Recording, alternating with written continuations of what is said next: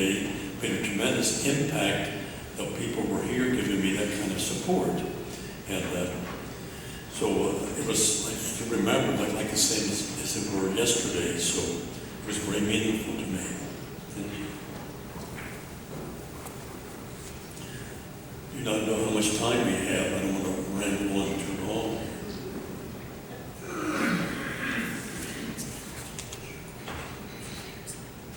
Who's your favorite saint? My favorite saint, of course, is St. Francis. And I was very happy when Pope Francis took that same name. So that what I liked about St. Francis was that he was just an ordinary, very humble kind of an individual, and certainly gave of himself, gave very generously of himself to God and to the people of God, and serving them the best that he could. And so I was very fortunate years ago to be able to go to Assisi to see where he lived, to see the cave that he lived in, and also see the Porziuncola, the little church that he actually built. So those things were very meaningful to me, and he's always been a part of my life. I remember my mother telling me that I was named Francis, and the reason, and one that there were several St. Francis's, and she said the one that you're named after is the one that's your patron saint is the one that's nearest your birthday. And so St. Francis of Assisi was the one nearest to my birthday, so that's the one that I took.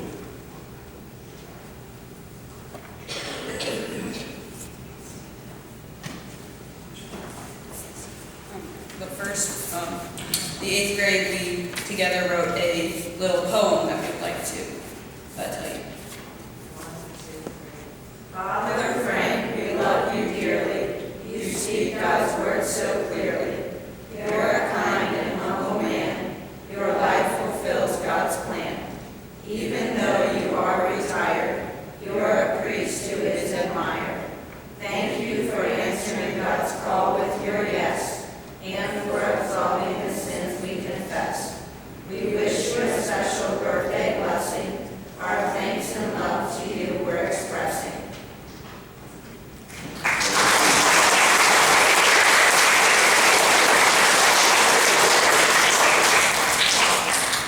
And then the question is, can you tell us a little bit about your family, like how many brothers you had, and just kind of how was your family when you were a kid? Okay, I had, like I said before, 4 brothers and 4 sisters, and I was right in the middle. I was had 4 older than me and 4 younger than me, so I was right in the middle. And I know they say that the oldest one is spoiled and the youngest one is spoiled, but the one in the middle is perfect. And so, just kidding about that. That's not true.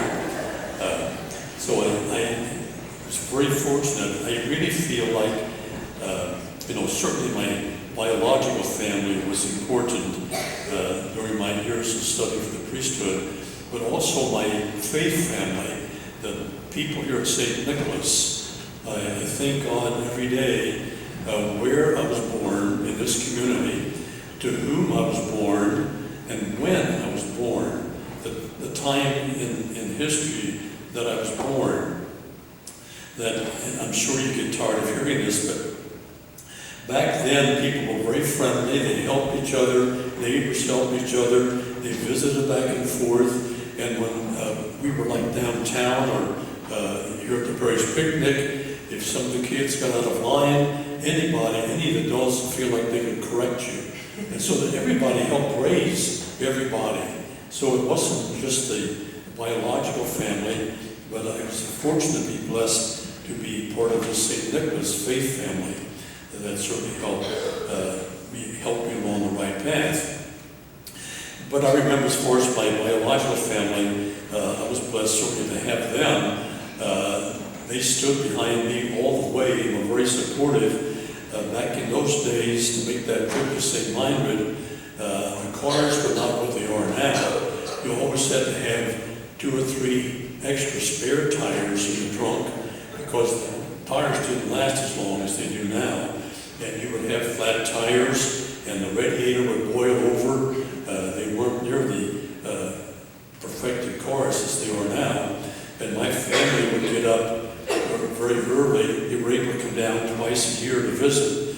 They would get up like 4 o'clock in the morning to make that trip to St. Meinrad, spend some time down there, and then drive back home all in the same day. So that was very meaningful to me. And I knew then, of course, that they were all at home praying for me. And I remember that as a family, during Lent especially, we would always get together and pray the rosary every night during Lent.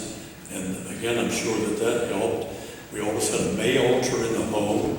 There was always the holy pictures on the walls and the crucifixes. Every night before we went to bed, Dad would bless us with holy water. So to me, the family was very basic in helping me have a vocation, and also in supporting me in continuing with that vocation. So I appreciate my family very much for that reason.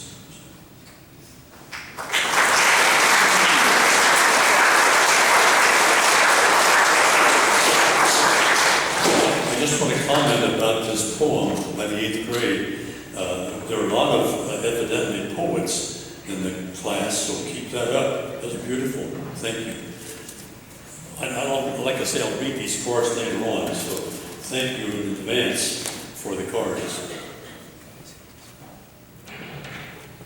It's always, for us laity, a gift to hear some stories and get to know our priest on a different level. And this is a special gift to us this morning, and we appreciate it.